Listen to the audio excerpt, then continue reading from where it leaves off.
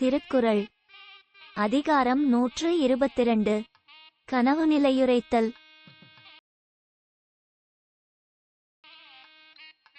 காதலர் தூத்தொடு வந்த கனவினுக்கு யாதுசெய் வேன்கொல் விருந்து.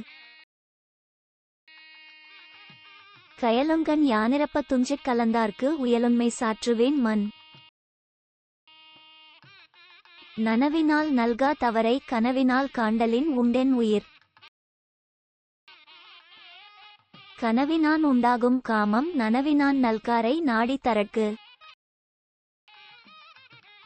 நனவினால் கண்டதும் ஆங்கே கனவுந்தான் கண்ட பொழுதே இனிது.